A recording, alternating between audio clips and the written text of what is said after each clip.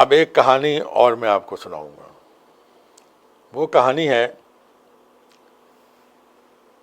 نوین تاجی کی ایک ہیروئن رہی ہے. وہ نوین تاجی کو سب سے پہلے حسن طارق کی فلم میں سائن کیا گیا تھا.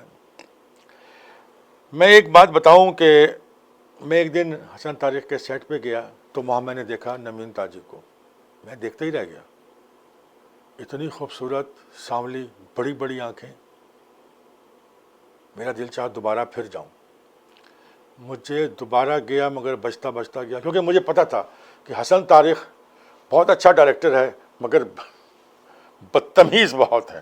وہ کسی کو سیٹ پہ آنے کے لیے جو ہے نا بدتمیزی کر دیتے. خیر میں ایک دفعہ گیا, 2 دفعہ گیا, دوسرے دن شوٹنگ سے دوبارہ گیا. تو وہی ہوا, جب میں گیا نا تو حسن طارق نے مجھے یوں کہا, ادھر ہے نا, ذرا ادھر. میں کیا بھائی تیرا تھے کچھ گواچ گیا ہے؟ میں کہا نہیں جی میرا کچھ نہیں گواچا. نہیں تو تیرا کی ہویا کی ہے تھے تو 2 دن تو مسلسل چکر مار رہے ہیں, وہ ایس کڑی رہتے چکر مار رہے ہیں, کی کر رہے ہیں, یا تیرا کچھ گواچ گیا ہے؟ میں کہنا جی کچھ نہیں گواچا. یار احتیاط کر, کام کر رہے ہیں, تیرے کو کوئی فلم نہیں گئی, احتیاط کریا کر یار, کراؤڈ نہ کریا کرا. تو خیر میں نے کہا عزت بچاؤ نکلا. اب مجھے یہ ہوا کہ میں کسی طرح نوین تاجی کو کسی دوسری فلم میں سائن کرواؤں. اب میں اسی تک و دو میں تھا. فلم تھی پرکھ فلم شروع ہوئی تھی, جان محمد ڈائریکٹر تھے. اس میں پہلا پیئر تھا شاہد اور رانی کا, اور سیکنڈ پیئر تھا بندیا اور راحت کاظمی کا. اب میں نے کہا کہ میں کیا کروں. میں نے جان صاحب کو شام کو میں نے کہا جان صاحب یار بات کرنی ہے آپ سے. کہنے لگے ہاں. میں نے کہا جان صاحب بڑی ایک لڑکی میں نے دیکھی ہے, بہت خوبصورت ہے, اس کو سائن کر. یار تم ایسے ہی بول دیتے ہو. میں نے کہا آپ کیسی بات کر رہے ہیں, میں جب آپ سے کہہ رہا ہوں آپ دیکھیں سے. خیر میں نے ویٹ کیا کہ اپنے نوین تاجی جب باہر آئی تو میں نے اسے کہا کہ ادھر آؤ, میں تمہیں جان صاحب سے ملواتا ہوں. خیر میں نے الیکس لیک کی طرف گیا, جان صاحب سے ملایا. جان صاحب ایگری ہو گئے, کہنے لگے یہ بندیا کی طرح کام کرے گی مگر اس کے ساتھ راحت کاظمی. میں نے کہا نہیں, اس کا بھی میرے پاس بندوبست ہے. کہنے لگے کیا؟ ان دنوں ایک میں اصل میں وہ جو ایک اپنے دہائی تھی نا 70 سے 80 تک, وہ ایک بے شمار بے انتہا فلم ہے. تو میں اصل میں اس فلم میں اس وقت تک ہی رہتا تھا, اور میری نظر پروڈیوسر کی جیب پہ ہوتی تھی کہ کب پروڈیوسر کی جیب خالی ہوتی ہے اور تب محنت والا کام کرنا شروع ہوتا ہے. تو میں کھسک جایا کرتا تھا. میں کہتا نہیں بھائی کوئی اور آنے دو, رستہ خالی ہے. تو ایک فلم تھی سازش, وہ سری لنکا میں بنی تھی. عثمان پیرزادہ اس میں ہیرو تھا. افضل چودھری جو کیمرہ مین تھے ان کی فلم تھی, اور کوکب افضل ایک آرٹسٹ تھی جن کی آواز شبنم کی جگہ ڈب ہوتی تھی. یعنی کہ شبنم کی کوئی آواز نہیں تھی, ہمیشہ کوکب افضل نے اپنی آواز دی ہے شبنم کو. تو اتفاق کی بات ہے کیونکہ وہ کوکب افضل کا اور اپنے افضل چودھری کا قوی صاحب کے برابر کا دفتر تھا. تو ایک تو اپنے نے مجھے افضل چودھری نے کہا کہ میرے پرنٹ نکل رہے ہیں تو پلیز ذرا آفتاب تھوڑا سا میری ہیلپ کر دو. میں نے ان کی ہیلپ کی. تو میں نے عثمان پیرزادہ کو دیکھا تھا, مجھے بہت اچھا لگا. تو جب یہ بات آئی نوین تاجی کی کہ اگر ہم بندیا کی جگہ نوین تاجی کو لیتے ہیں تو ہیرو کون ہوگا, تو پھر میں نے جان صاحب سے کہا لڑکا ہے وہ بہت اچھا ہیرو ہے, میں دیکھا ہے عثمان پیرزادہ. تو پھر میں نے عثمان صاحب کو جان صاحب سے ملایا. اس طرح پرکھ میں جان صاحب کی پرمیشن کے بعد عثمان پیرزادہ اور نوین تاجی کا پیئر بنا. یہ میری آپ یوں سمجھ لیں کہ دوسری کامیابی تھی. پھر نوین تاجک اور اپنے کراچی بھی ہم لوگ آؤٹ ڈور شوٹنگ پہ گئے, سب گئے. بس اب اس کے آگے میرا خیال ہے سینسر کر دیں تو کافی ہے. آج کل نوین تاجک امریکہ میں 2 جوان بیٹیوں کی ماں ہے اور ڈکوٹا میں رہ رہی ہے.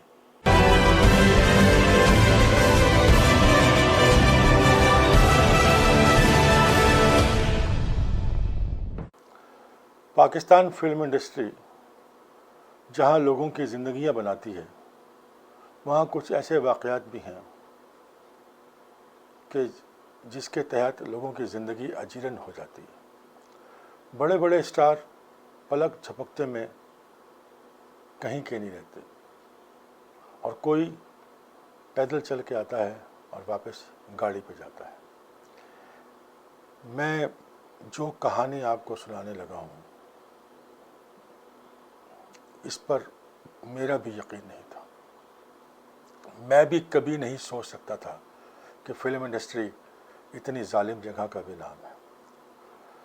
میں جب اسسٹنٹ تھا تو میں کبھی بھی کسی اسسٹنٹ ایسوسی ایشن کسی لوگوں میں نہیں بیٹھتا تھا۔ میں جن کو فالو کرتا تھا وہ 2 اسسٹنٹ تھے ان دنوں، ایک جاوید فاضل جو کہ سلمان صاحب کے اسسٹنٹ تھے، اور ایک اور اسسٹنٹ تھے، آپ نے نام نہیں سنا ہوگا، عزیز الحسن۔ عزیز الحسن نے فلم بنائی تھی لغزش۔ پھر وہ ڈائریکٹر بن گئے، میں انہی کو فالو کرتا تھا، اور میں انہی کی طرح chief assistant director associate director بننا چاہتا تھا، اور میں رہتا تھا۔ میرے مراسم پروڈیوسروں سے تھے، ڈائریکٹروں سے تھے۔ شام کو میں رمی کھیلتا تھا مختلف جگہوں پہ، ایسے جب ٹائم ہوتا تھا۔ تو وہ دور تھا جب لوگ ایکٹروں کو سائن کرنا چاہتے تھے اور وہ سہارے تلاش کرتے تھے، کیونکہ نئے ہیرو آتے تھے، نئے ڈائریکٹر بن رہے تھے، نئے پروڈیوسر آ رہے تھے، تو ہر چیز جو ہے نا نئی تھی، نئے اسسٹنٹ ڈائریکٹر بن رہے تھے، تو ان کی وہ نہیں تھے تعلقات کہ وہ ایکٹر سے جا کے بات کر سکیں، یا ایکٹر سے کہیں کہ جی ہم نے سائن کرنا ہے، اور وہ نیگوشیٹ کر سکیں یا کچھ کر سکیں۔ تو میں ان دنوں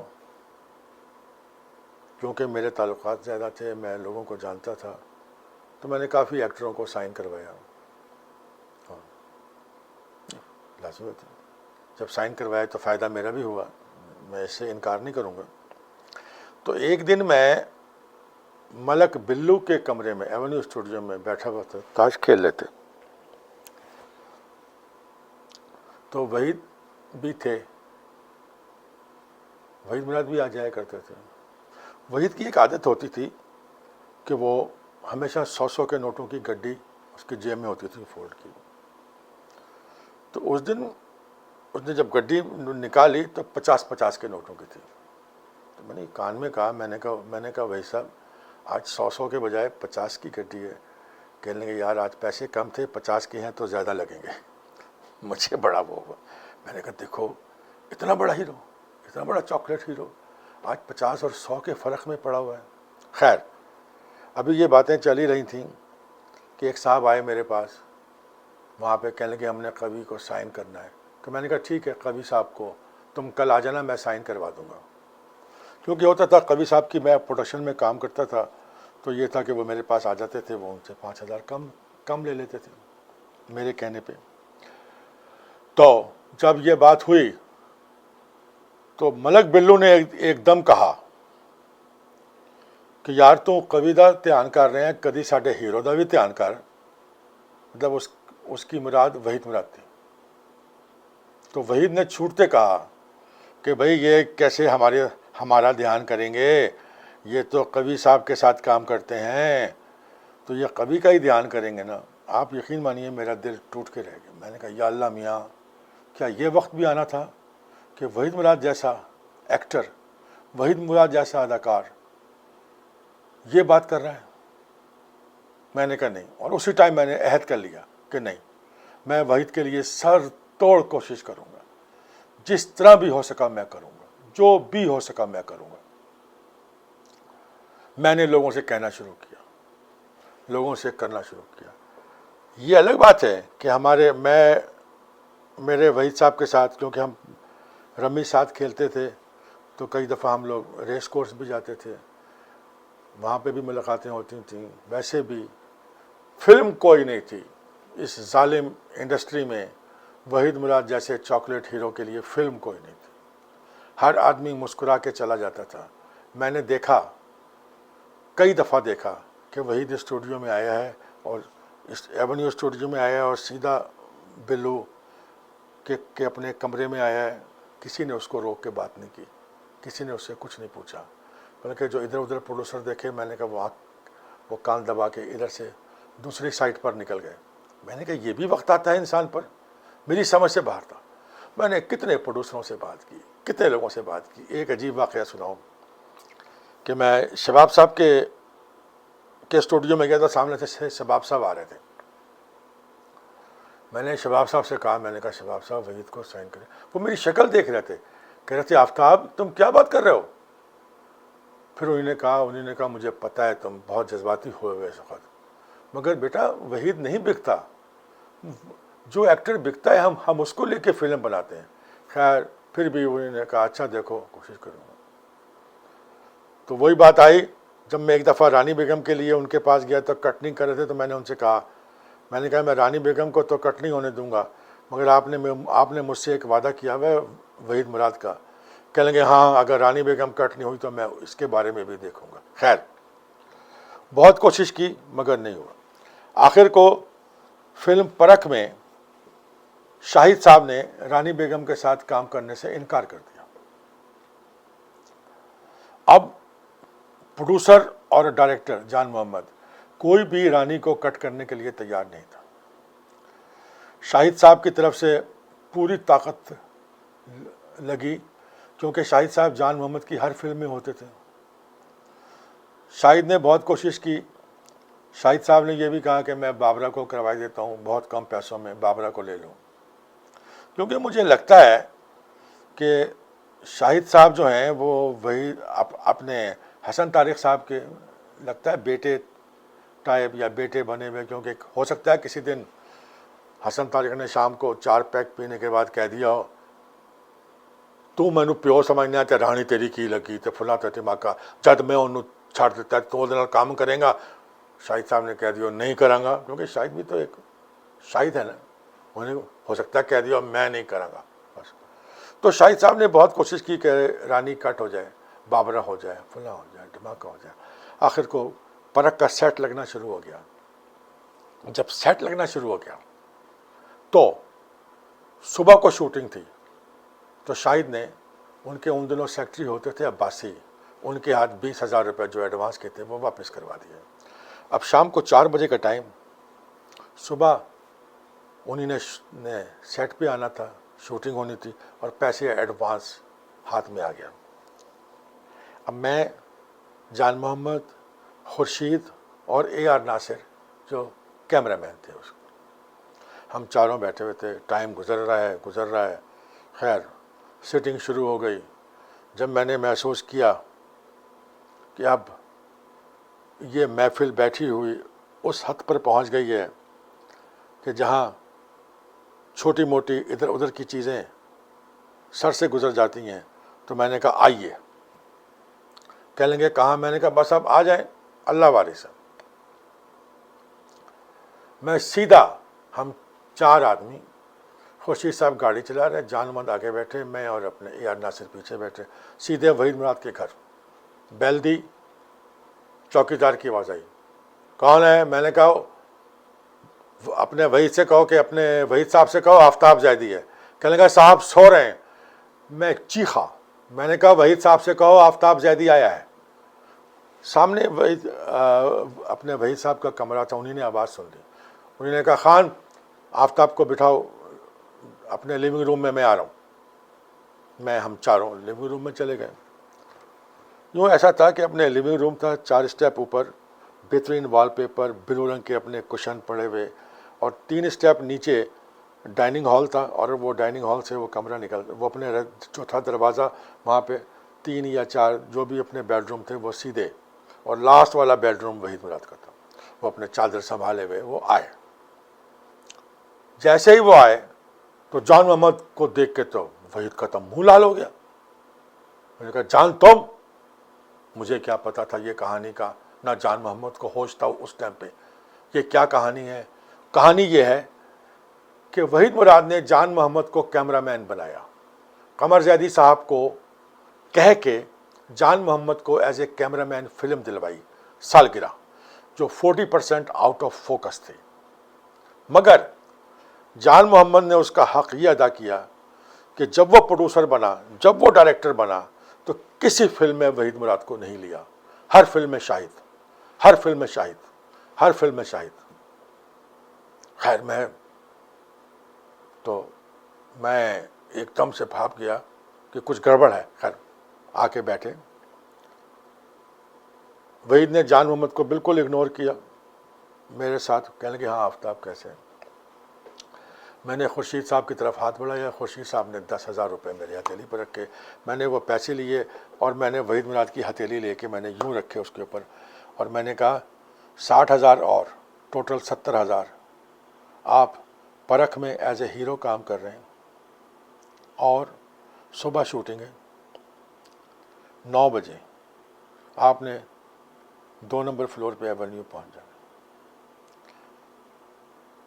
وحید صاحب نے میرے ہاتھ کو یوں ہٹایا اور جان محمد کی طرف دیکھا اور کہا جان محمد تمہیں اب خیال آیا ہے.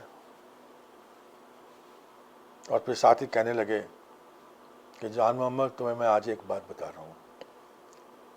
مجھے پتہ ہے ایک دفعہ بیٹھے ہوئے ایسی بات ہوئی تھی بلوں کے کمرے میں, اور آفتاب نے وعدہ کیا تھا, اور آج وعدہ اس نے پورا کر کے دکھا دیا مجھے.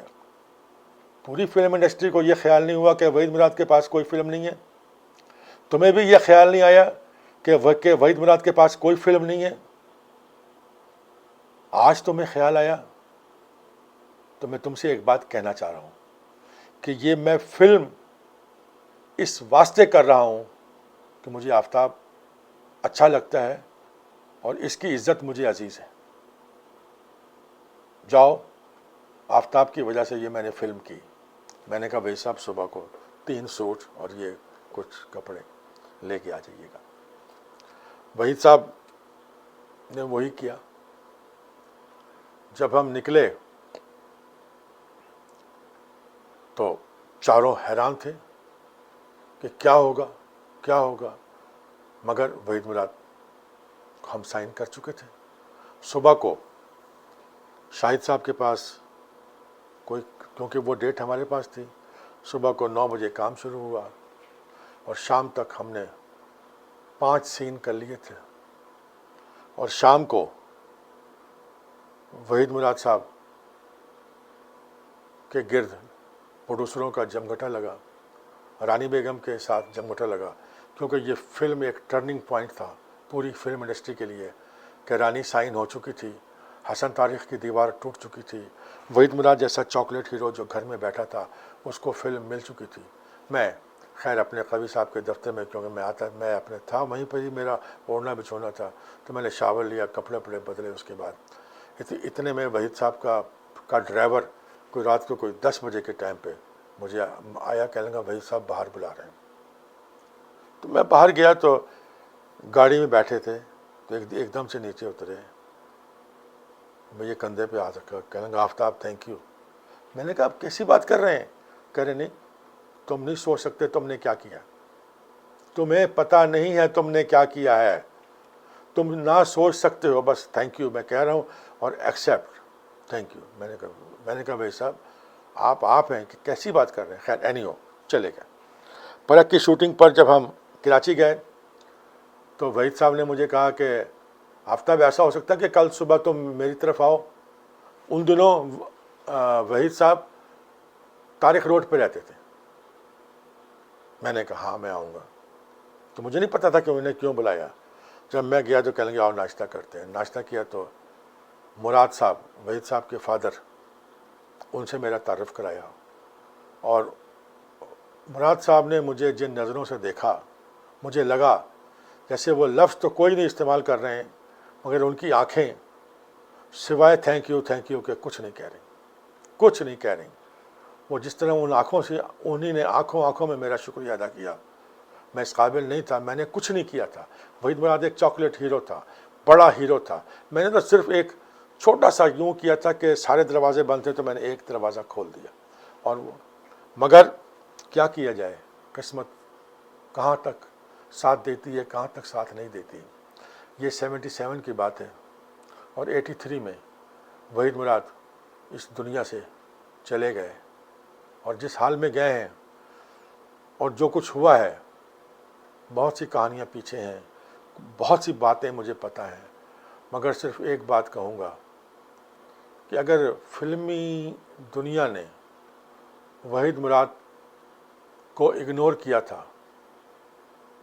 تو وحید کو اس کی گھریلو زندگی نے بھی سکون نہیں دیا تھا۔ اب جو کوئی آدمی جب کہے، جو بھی کہنا چاہتا ہے کہے، میں اس کی بات کو ماننے کو تیار نہیں ہوں۔ سچ یہ ہے کہ جب وحید مراد کا انتقال ہوا ہے تو ان کی وائف سلمہ اپنی بیٹی کو لے کے امریکہ جا چکی تھی، وحید کو چھوڑ کے۔ یہ الگ بات ہے کہ وحید کی ڈیتھ کے دوسرے دن وہ آ گئیں اور سلسلہ وہیں سے جڑ گیا، کسی کو کچھ نہیں پتا تھا، ورنہ بہت کچھ تھا۔ مجھے ایک واقعہ یاد ہے، ایک دفعہ میں، وحید مراد، علی بھائی اور ایک اور صاحب تھے گورنمنٹ کے آفیسر، مطلب جو بھی تھے، خیر ہم شاہ نواز کھمن ایک ہے اس کے اپنے اپارٹمنٹ میں کراچی میں سبزی منڈی پر اپنے تھے، تو نیچے سے ابھی وہ صاحب نیچے سے نوکر نے کہا کہ کوئی آیا ہے، ابھی اتنی ہی بات ہوئی تھی کہ نیچے سے سلمہ کی آواز آئی چیخنے کی، سلمہ مراد کی، وہ چیخ رہی تھی بے انتہا۔ علی بھائی نے کہا نہیں میں جاتا ہوں، میں نے اس واسطے سبزی منڈی کہا ہے کہ اپنے یہ نہ ہو کہ اپنے کل کو سلمہ مراد کہیں کہ نہیں وہاں تو نہیں آئی تھی، میں نے اس واسطے کہا کہ آئی تھی وہاں پہ، سبزی نیچے چیخ رہی تھی۔ تو علی بھائی کہنے لگے میں جاتا ہوں، کیونکہ وحید نے ایک دم سے روکا، انہوں نے کہا علی نہیں آپ نہیں جائیں گے، میں جا رہا ہوں۔ تو ایسے جب بات ہوئی میں جا رہا ہوں، تو وہ پتہ نہیں کیا مسئلہ ہوا، تو میں نے کہا میں جا رہا ہوں، تو وہ علی نے کہا کہ علی بھائی کہنے لگے کہ آفتاب تم رکو میں جا رہا ہوں، میں نے کہا تو وحید نے ایک دم سے کہا علی آفتاب کو کچھ مت کہنا۔ انہوں نے کہا بھائی کیوں، تم نیچے تمہاری بیوی چیخ رہی ہے اور اوپر تم کہہ رہے ہو آفتاب کو کچھ مت کہنا، میں کچھ تو نہیں کہہ رہا۔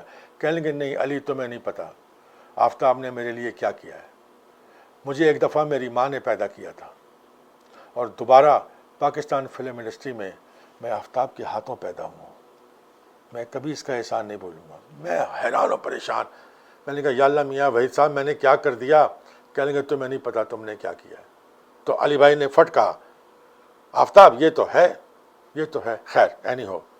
تو وحید کی زندگی یہ بڑی عجیب زندگی تھی، مگر مجھے ان کی ذاتی زندگی سے کوئی نہیں ہے، نہ میں کسی کا راز کھولنے کی بات کرتا ہوں، مگر یہ ہے کہ اتنا بڑا ہیرو، اتنا چاکلیٹ ہیرو، اتنا دل پذیر ہیرو، اتنا سب کا پیارا ہیرو، میری بات کو آپ مانیں یا نہ مانیں، میں ایک بات کہوں گا، ایسے ہیرو اس طرح نہیں مرتے ہیں، اس طرح نہیں مرتے ہیں، ان کو حالات مار دیتے ہیں، اور وہی ہوا کہ وحید مراد مر گیا، مگر آج بھی زندہ ہے، آج بھی میں ہوں، آج بھی میری یادوں میں وحید صاحب ہیں، میں نے کوئی احسان نہیں کیا، کل بھی وحید تھا، آج بھی وحید ہے، اللہ اسے غریق رحمت کرے۔ بہت بہت شکریہ۔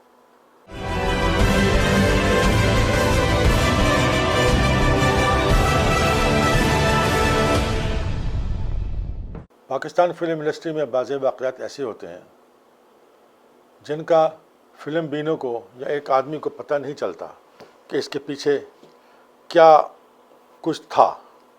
تو اسی میں سے ایک واقعہ جو پاکستان فلم انڈسٹری کا بہت مشہور واقعہ تھا، مگر کسی کو یہ نہیں پتہ تھا کہ اس کے پس پردہ کچھ میرا بھی دخل تھا۔ میں ان دنوں جان محمد کا اسسٹنٹ تھا، حسن تاریخ رانی کی طلاق ہوئی تو جان صاحب کی خواہش تھی کہ رانی کو سائن کریں، اور رانی بیگم کی جو اپنے حمایتی تھے وہ بے انتہا تھے، مگر ہر آدمی یہ سوچ رہا تھا کہ پہل دوسرا کوئی کرے، کوئی پہلے رانی کو سائن کرے بعد میں ہم کریں۔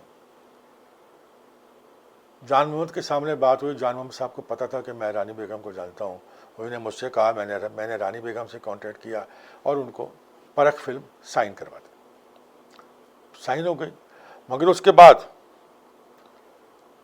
جیسے ہی دن گزرے، مہورت کے ٹائم پر رانی بیگم آئیں، شاہد نہیں آئے. شاہد اور رانی کپل تھے. بعد میں پتہ چلا کہ جی وہ کوشش یہ ہو رہی ہے کہ رانی کو فلم سے نکالا جائے. اب یہ بہت بڑا مسئلہ تھا، اتنا بڑا مسئلہ تھا کہ آپ سوچ نہیں سکتے.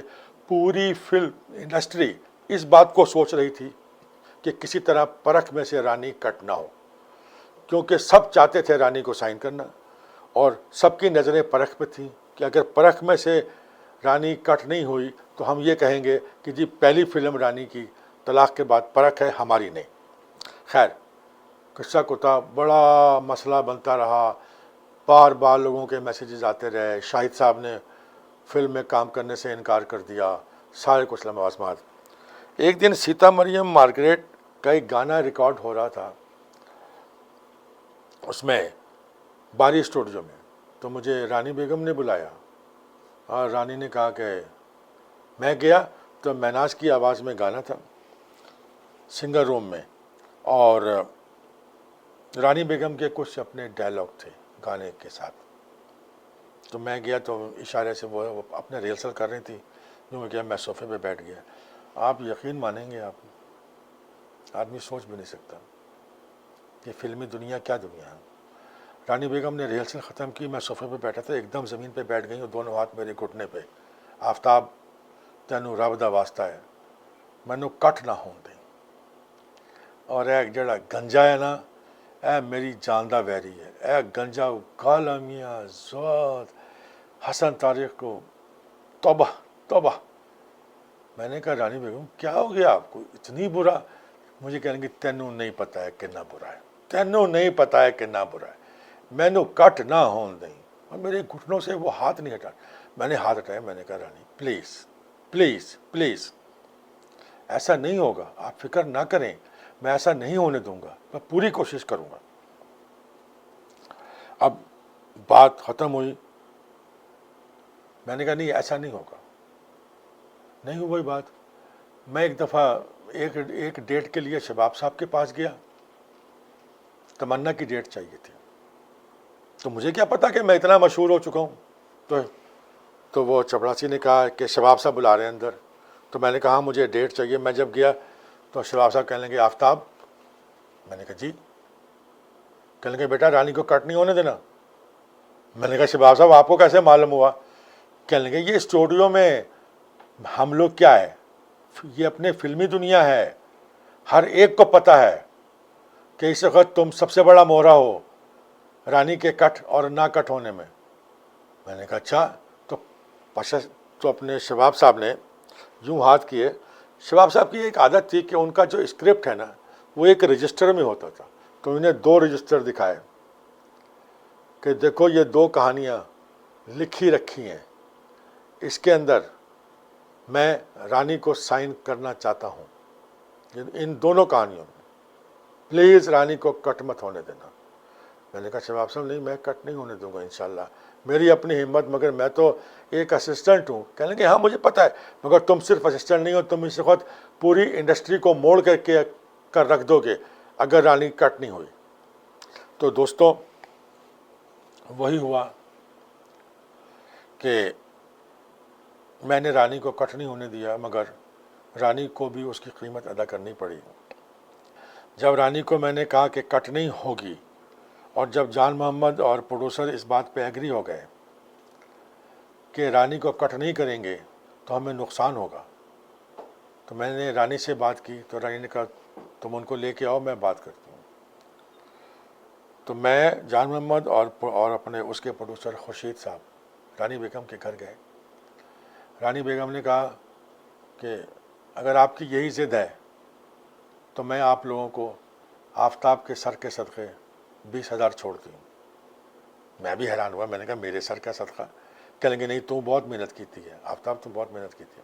خیر اینی ہو، بات یہاں پر کہنے لگی نہیں میں ایس بندے کو جان چھڑانی ہے گنجے کو. پھر انہوں نے حسن تاریخ کو گالیاں دینی شروع کر دیں اور انہیں نے 20,000 روپے چھوڑ دیے اور رانی بیگم نے اس فلم میں کام کیا. مگر حسن تاریخ کی طلاق کے بعد ایک بات آپ سے بتاؤں کہ حسن تاریخ پتہ نہیں رانی بیگم کا کیسے شوہر تھا. حسن طارق صاحب کا کبھی اپنا کوئی گھر نہیں تھا. حسن طارق کی پہلی وائف تھی ایمی منی والا, جس کا بھائی فومی تھا جو فلموں میں ایکسٹرا کام کرتا تھا. پھر اس کے بعد حسن طارق صاحب نے یہ رانی سے شادی کی تو ساری زندگی رانی کی کوٹھی میں رہے, اور جب رانی سے طلاق ہو گئی تو پھر وہ اپنے دوست کے گھر چلے گئے. اور آپ یقین مانیں کہ اسی دوست کے گھر حسن طارق کا انتقال ہوا. اتنا بڑا ڈائریکٹر, اتنا ٹیلنٹڈ ڈائریکٹر, مگر اپنا گھر کوئی نہیں. تو یہاں پہ حسن طارق صاحب کی کہانی ختم ہوتی ہے. رانی بیگم نے پرکھ میں کام کیا, بہت فلمیں ملی انہیں, بہت کچھ ہوا, مگر میں نے رانی بیگم جیسا احسان فراموش نہیں دیکھا.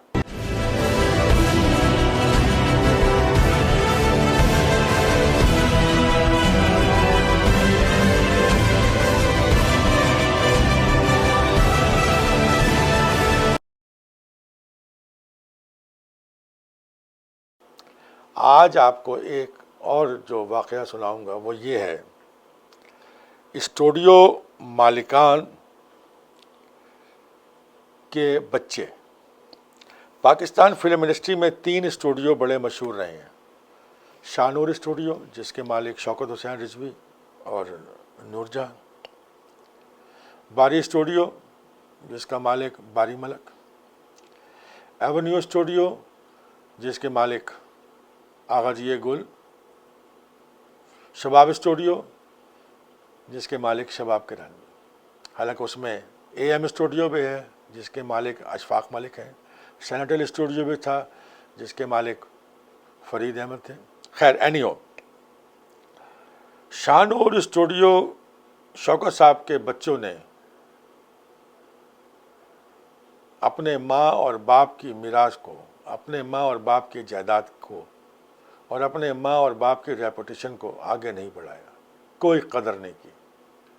اکبر حسین رضوی بڑا جو ہے وہ اپنی مگن رہا, باہر پھرتا رہا ملکوں میں. اچھو اندر بیٹھے رہے, جو بیچ میں بلڈنگ ہے بس ان کو شام کو اپنے ڈرنک کر لی, گپیں ماریں اور اللہ اللہ خیر چل رہا, اور ماں کی اور باپ کی کمائی کھاتے رہے. ایک آدھی فلم کبھی اتھرا وغیرہ, جس کا جو ایک فلم وغیرہ بنائی, ان کی شادی بھی ہوئی, شادی بھی کامیاب نہیں ہوئی. مگر وہ سلسلہ انہی نے اسٹوڈیو کی قدر نہیں کی. پھر اس کے بعد شوکت صاحب کا ایک اور تیسرا بیٹا, کیونکہ نور جہاں سے شوکت صاحب کے 3 بچے تھے, اکبر حسین رضوی, اصغر حسین رضوی اور ہما. ہما کی شادی ہوئی اپنے بٹ جیولر کے بیٹے عقیل سے. خیر, تو ان کے بیٹوں نے کوئی قدر نہیں کی, نور جہاں کے بیٹوں نے کوئی قدر نہیں کی, کوئی قدر نہیں کی, کوئی لحاظ نہیں کیا. آپ کو آج ایک واقعہ بتاؤں, بات مجھے بتائی تھی ایک دفعہ, سورس کی بات نہیں کروں گا, کس نے بتائی تھی.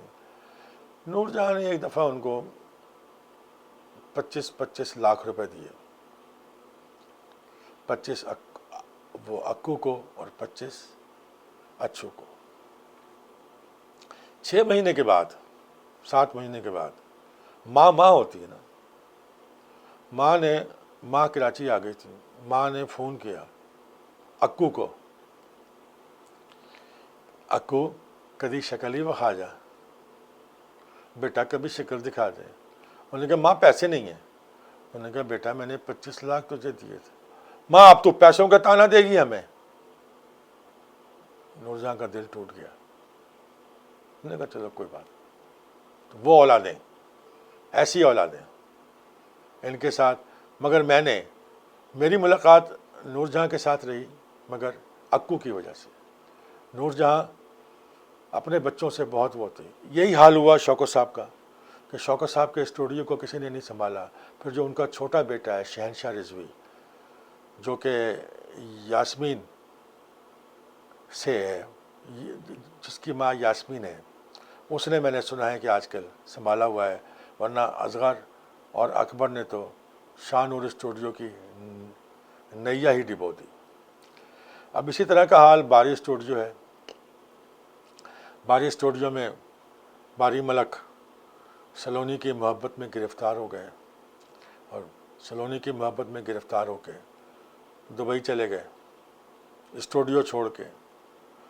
सबसे बड़ा स्टूडियो, 10 फ्लोर, गांव, रिकॉर्डिंग, कलर लैब, सब कुछ, पता नहीं क्या मोहब्बत थी, छोड़ गए। मगर उसके बाद राहिल बारी और खुर्रम बारी ने वो नहीं किया जो बारी मलिक चाहते थे। मगर करते भी कैसे जब बारी मलिक ने खुद अपनी परवाह नहीं की, तो दूसरे क्या करते। अशफाक मलिक का AM स्टूडियो उनके बेटों ने चलाने की कोशिश की, चला। शबाब साहब का स्टूडियो एक अरसे तक चला, फिर उसके बाद वो भी बिक गया। एवेन्यू स्टूडियो एक वाहिद स्टूडियो है, आगा जी गुल का वो वाहिद स्टूडियो है जिसको उनके दोनों बेटे शहजाद गुल और सजाद गुल ने दिन दूनी रात चौगुनी तरक्की दी। एवेन्यू स्टूडियो तमाम स्टूडियोज़ में सबसे बिजी स्टूडियो, सबसे कामयाब स्टूडियो, और दोनों भाई इतने मिलनसार, इतने मेहनत करने वाले, इतनी मोहब्बत करने वाले कि तमाम फिल्में, जो फिल्म है वो एवेन्यू प्रोडक्शन, जो फिल्में हैं एवेन्यू प्रोडक्शन। मेरी भी जो अपने फिल्में थी 2-3, वो सब जो कि हैं वो एवेन्यू की थी। सन ऑफ अंदाता, मेरी अदालत, आग ही आग, बारूद की छाँव, सब एवेन्यू पिक्चर्स, एवेन्यू स्टूडियो की थी। एवेन्यू स्टूडियो को सजाद गुल ने और शहजाद गुल ने जिस मेहनत से चलाया और जिस मेहनत से कामयाब किया, आफरीन है उन पे। उन्हीं ने हक़ अदा किया कि अगर बाप कोई जायदाद बनाए, बाप कोई नाम छोड़े, तो उस नाम को मिटाया नहीं जाता है, बल्कि उस नाम को और रोशन किया जाता है और कामयाब किया जाता है। इसकी सबसे बड़ी मिसाल, कामयाबी की मिसाल सजाद गुल और शहजाद गुल है। अच्छे लोग, अच्छी बातें, अच्छी चीज़ें।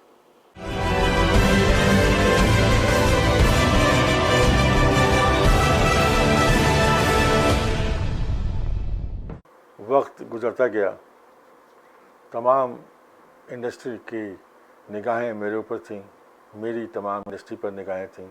मतलब मेरी इंडस्ट्री की निगाहों से मुराद ये कि लोग मुझे जानते थे, लोगों को पता था कि मैं कौन हूँ, आफ्ताब ज़ैदी, और मैं किस तरह इस इंडस्ट्री में काम कर रहा हूँ और मैं क्या कर रहा हूँ। तो लोगों की भी अपने ख्वाहिश थी कि मैं फ़िल्म डायरेक्ट करूँ। तो मैंने फ़िल्म शुरू की, दीवाना कौन। एज ए डायरेक्टर अभी 30-40% उसका काम हुआ था।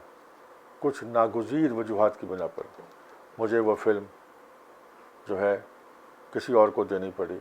कुछ मेरे ज़ाती मसाइल थे, कुछ मेरे घरेलू मसाइल थे, जिसकी वजह से मैंने कहा नहीं, अब मैं कंटिन्यू नहीं कर सकता इस मसले को। तो फिल्म दीवाना कौन को जब मैंने ख़त्म किया, जब मैंने छोड़ा, तो मैंने सोचा कि नहीं, मैं अब जो है ना, अब शायद मैं इस तरह ना काम कर सकूं जिस तरह मुझे करना चाहिए था। मगर मैं एक दफ़ा कराची गया तो मुझे एडार्ट्स के, एडवर्टाइजिंग एडार्ट्स के गफूर साहब थे मालिक, तो उनसे मुलाकात हुई। तो उन्होंने क्या, जब उनसे मेरी मुलाकात हुई, बातचीत हुई, तो कहने लगे क्या। मैंने कहा भाई मैं इस तरह फ़िल्म कर रहा था और मैं फ़िल्म छोड़ के आ गया हूँ क्योंकि मेरे कुछ अपने पर्सनल मसाइल हैं और मुझे कुछ दिन कराची रहना है। तो कहने लगे अगर कुछ दिन कराची रहना है तो मैं तुम्हें मैं जॉब ऑफ़र करता हूँ। मैंने कहा कौन सी जॉब। कहने लगे एक इदारा है यहाँ के ऊपर तिब्बत वालों का, उसमें उनका एक इदारा है सुएज़ मिल्स, उसमें एक एडवर्टाइजिंग मैनेजर की जॉब खाली है और तुम करना चाहो। पता नहीं मुझे क्या हुआ, मैंने कहा हामी भर ली और मैं सुएज़ मिल्स का एडवर्टाइजिंग मैनेजर लग गया। वहीं पर मेरी मुलाकात मीर शकील और रहमान साहब से हुई। ये उन दिनों की बात है कि जब उन्होंने मैग अनाउंस किया था और वो मैग के लिए, एडवर्टाइजिंग के लिए वहाँ पर तशरीफ़ लाए। उनके साथ उनका एक और था मुश्ताक। तो मीर शकील और रहमान से मेरी मुलाकात हुई, बहुत अच्छी मुलाकात रही और उनके रिक्वेस्ट पर मैग के 10 ایشوؤں پر میں نے ان کو ایڈ دیے، جو غفور صاحب جس کے انچارج تھے. اور اس طرح مگر 6 مہینے کے بعد مجھے احساس ہوا کہ نہیں، یہ میرا کام ہی نہیں ہے. اور یہ ایز اے ایڈورٹائزنگ مینیجر زندگی کی پہلی جاب تھی. میں نے کہا جو کچھ بھی ہوا ہے، جس طرح بھی ہوا ہے، اس کو میں نہیں کر پاؤں گا اور اس کو میں کنٹینیو نہیں کروں گا. تو میں نے ایز اے اسسٹنٹ ڈائریکٹر جو میرے ذہن میں نے سیکھا تھا، میرے ذہن میں یہ تھا کہ میں اس کو بروئے کار لاؤں اور میں اس کو اپنے کروں. اس طرح advertising, commercial, board, holdings, neon sign, یہ وہ سب کا انچارج بن کے مجھے وہ لطف نہ آیا. اور میں نے تقریباً 7 یا 8 مہینے کے بعد میں نے اس جاب کو خیرباد کیا. میں نے کہا نہیں، میں نے ابھی خیرباد کیا ہی تھا کہ مجھے محترم اقبال یوسف صاحب ملے اور انہی نے مجھے یہ کہا کہ بھائی آپ انڈسٹری سے جدا نہیں رہ سکتے، آپ نے فلم شروع کرنی ہے. ارے میں نے کہا بھائی میں کہاں کروں گا. میں نے کہا اچھا. تو میں نے بہت سوچنے کے بعد ایک فیصلہ کیا کہ میں اپنا پروڈکشن ہاؤس شروع کروں. اور میں نے اپنا پروڈکشن ہاؤس شروع کیا میرا آرٹ موویز کے نام سے، اور میری فلم تھی son of Annadata, directed by Iqbal Yusuf, writer Rashid Sajid. اس طرح میں نے اپنی پروڈکشن کا آغاز کیا. اور جیسے ہی پروڈکشن کا آغاز ہوا، میرے لیے بہت بڑا مسئلہ تھا کہ میں سن آف انداتا، کیونکہ وہ انداتا کے بعد کی فلم تھی. میں اقبال یوسف کو لے کے چودھری اجمل کے پاس گیا. چودھری اجمل نے بڑے دوستانہ ماحول میں بڑا خوش ہو کے مجھے کہنے لگے یار تینوں کی لوڑ سی آن دی، انداتا بھی تیری سی، اے بھی تیری ہے. میں نے کہا نہیں چودھری صاحب، مطلب ایک ہوتا ہے کہ آدمی پرمیشن لیتا ہے. میں نے پھر ان سے باضابطہ پرمیشن لی. میں نے کہا مجھے اجازت دیجیے کہ میں انداتا کے بعد سن آف انداتا بناؤں. تو وہ بڑے خوش ہوئے اور مجھے سینے سے لگا کے ہم لوگ گلے ملے. اور اس نے کہا نہیں، وہ بھی تمہاری تھی، یہ بھی تمہاری ہے، اللہ تمہیں خوش رکھے. تو اس طرح میری سن آف انداتا پروڈکشن کا آغاز ہوا.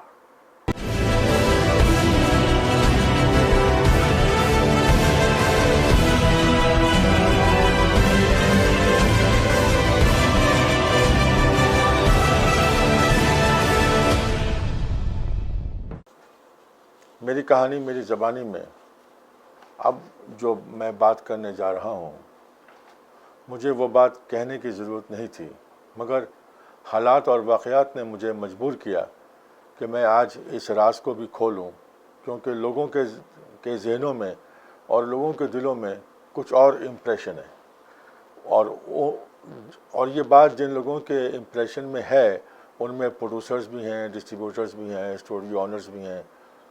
ان کو یہ بات کلیئر نہیں ہوئی. اور یہ بات جو ہے، آپ یوں کہہ دیں کہ میری جو کہ ہے معصومیت کہہ لیں، یا میری یہ اپنے سیدھا پن کہہ لیں، اور میرے سامنے والے کی چالاکی کہہ لیں.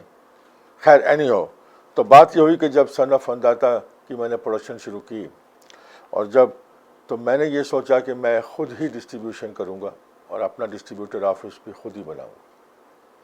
تو مجھے دفتر کی تلاش تھی.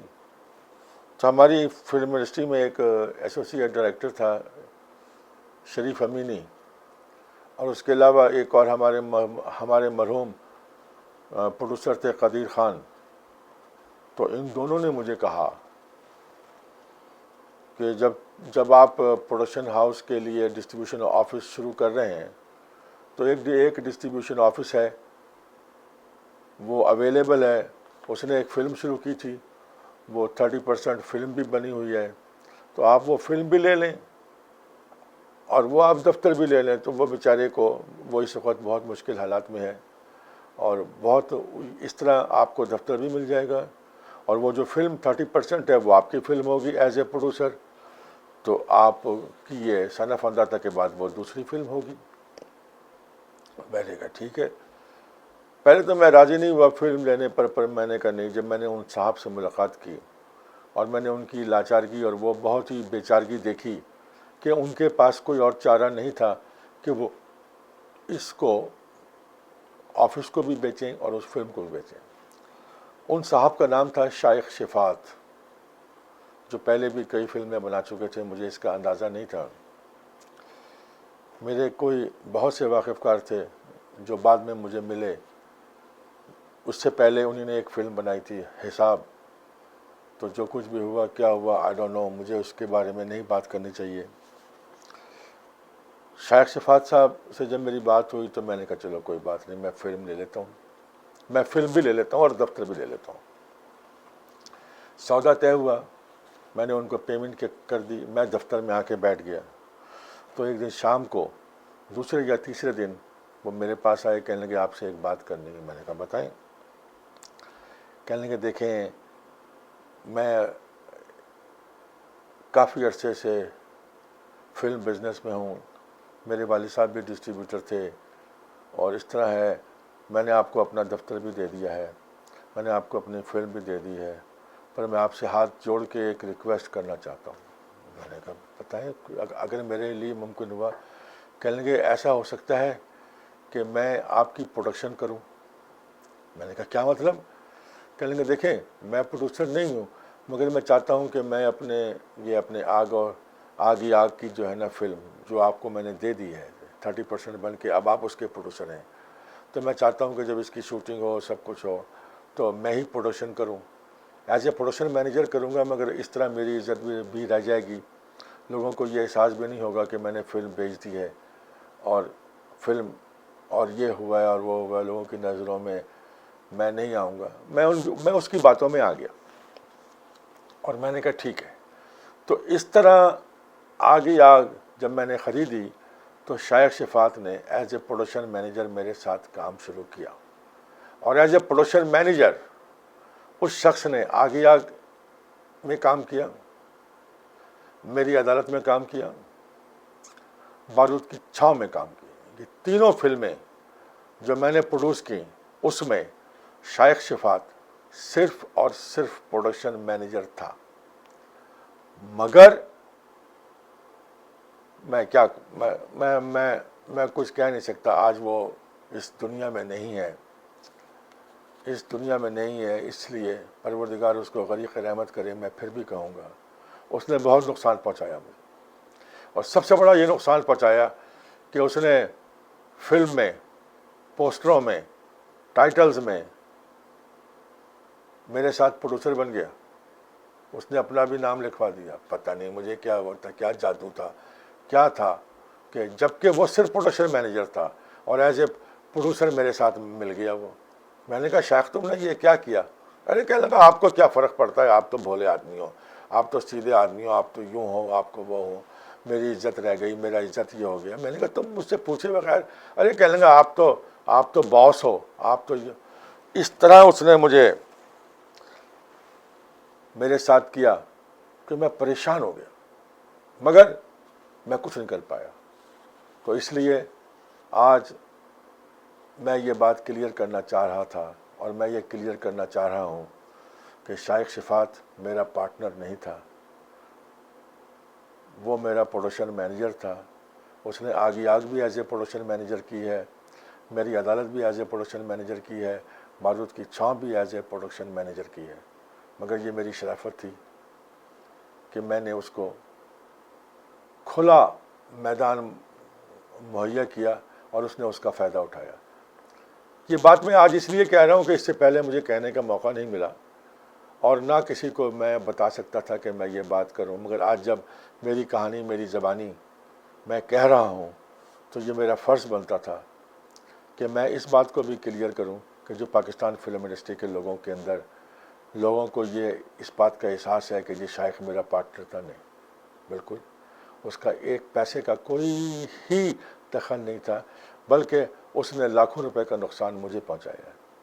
خیر, اس کی طرف جو نکلتا ہے میں اس ویڈیو کے ذریعے, اس بیان کے ذریعے اس کو معاف کرتا ہوں اور دعا کرتا ہوں کہ پروردگار اس کی ایک کیے کی سزا اس کو نہ ملے, بلکہ اللہ اس پر رحم کرے اور اس کی مغفرت کرے.